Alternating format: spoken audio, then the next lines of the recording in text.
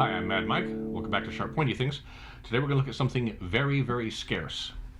This is the 1874 Entrenching Bayonet. U.S. Army, it was never actually issued. It's one of those scarce oddities. So when I first encountered this, it took quite some time to identify it. I was posting pictures, and I had people insisting, well, with that skinny little tang, it'll break as soon as you push on it. Now, of course, if you look at the tang from above, that is a substantial tang.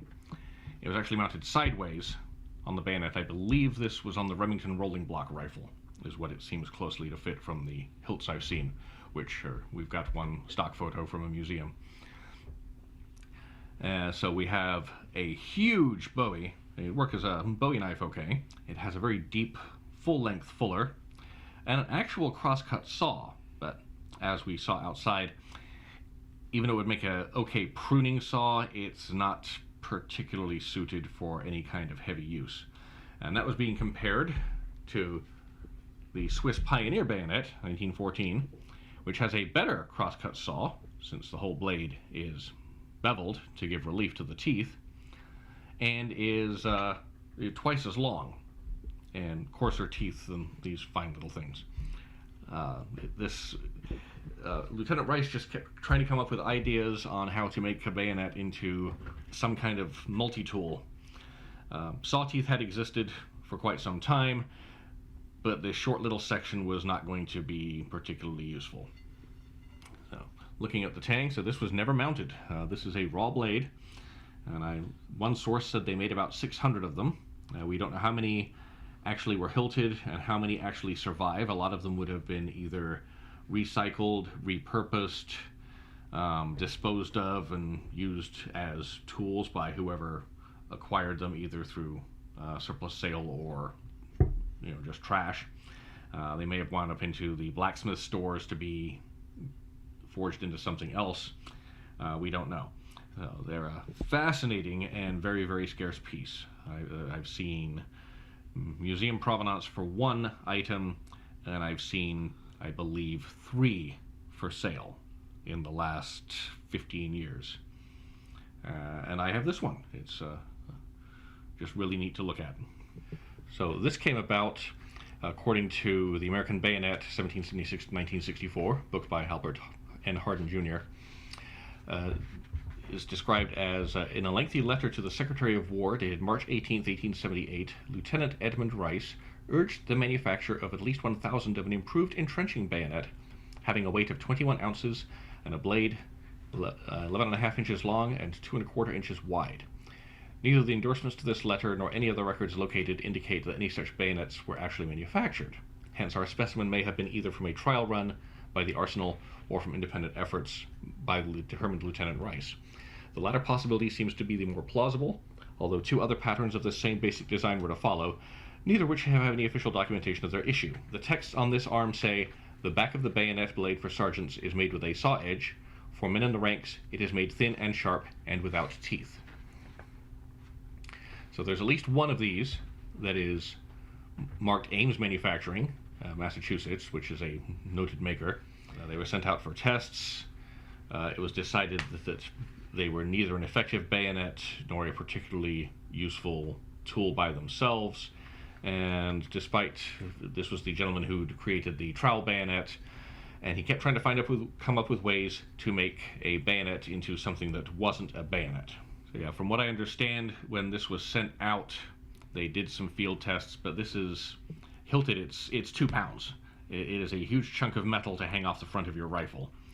And bayonets at the time, you've all seen the triangular bayonets they used, were this long or longer, so the bayonet was a lot shorter. And at the time, there actually are manuals for fencing with bayonets against other soldiers or against cavalrymen. So you take away a foot of the bayonet, and you've greatly hindered your ability to use it as a weapon, and then you've got this huge, heavy counterweight on the muzzle, which is probably great for keeping your bore aligned, but then is going to drag it to the ground with fatigue. And it's just really not that effective as a chopper or saw. There's much better ways of accomplishing those tasks. So a neat concept that just wasn't going to work, and Rice kept trying and trying and trying until finally they told him to pack it in.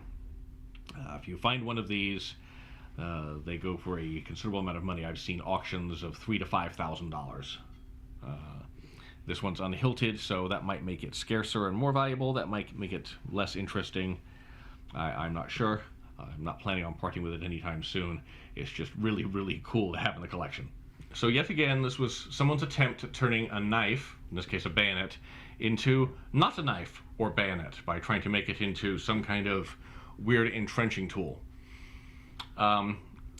These things almost never work. We're going to adjourn outside briefly, and you can take a look at how effective it was as a saw. All right, so we've dressed for the outside, adjourned outside, and we're going to see how this thing actually cuts.